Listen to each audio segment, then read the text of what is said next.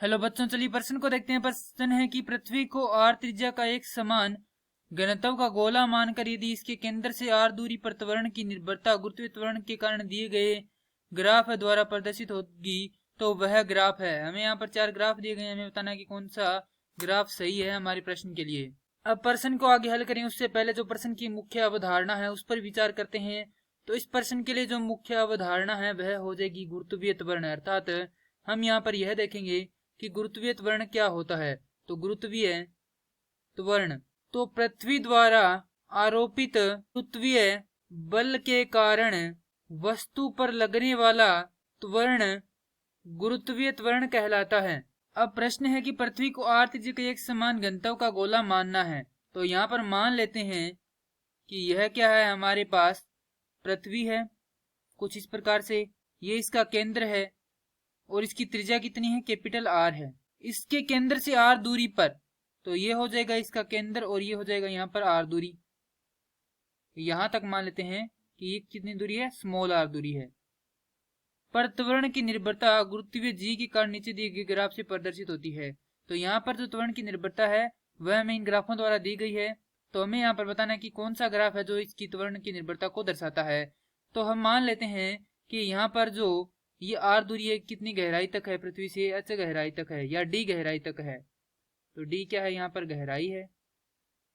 और जैसा कि हम जानते हैं कि g डैश बराबर होता है, अर्थात गहराई पर त्वरण होता है g डैश बराबर g गुणा में 1 घटाव d बटा में r। आगे इसको हल करेंगे तो हमारे पास आएगा g गुणा में r घटाव में d बटा में r। और जैसा कि हम देख सकते हैं त्रिज्या कितनी है, r है, उसमें से यदि हम गहराई d को घटा दे तो हमारे पास क्या आ जाएगा, ये r आ जाएगा।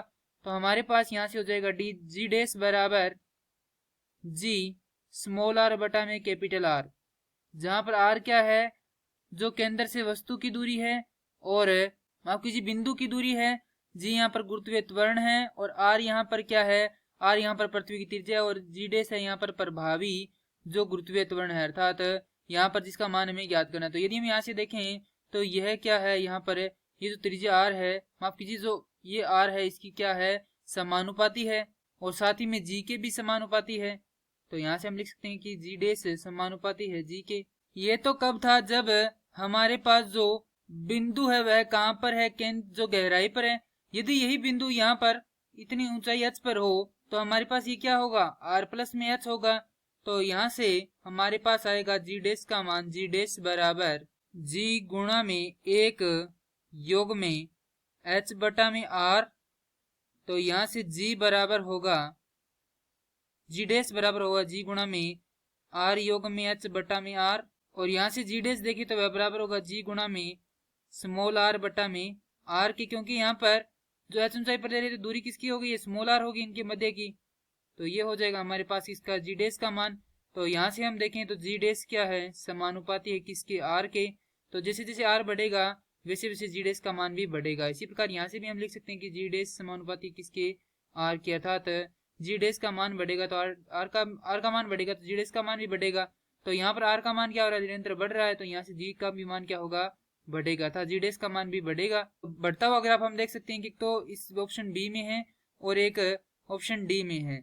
उसके बाद क्या होता है, हमारे पास त्रिज्या r पर पहुंचने के बाद इनका मान क्या होता है, कम होता है। तो यहाँ से हम देखें तो ये क्या हो रहा है, यहाँ पर भी कम हो रहा है और यहाँ पर भी कम हो रहा है, परंतु इनमें सही कौन सा होगा, तो इनमें सही होगा विकल्प डी, क्योंकि यहाँ पर जो g व r है दोनों क्या है, समानुपाती रूप से बढ़ते हैं, इसीलिए यहाँ पर विकल्प डी क्या होगा, सही होगा। और चूंकि यहाँ पर g व r दोनों क्या है, गुणनफल में है, तो यहाँ से ये एकाएक भी बढ़ेगा, अतः यहाँ पर ये क्या होगा, हमारा विकल्प डी सही होगा। मैं आशा करता हूँ कि यह प्रश्न आपको समझ में आया होगा। धन्यवाद।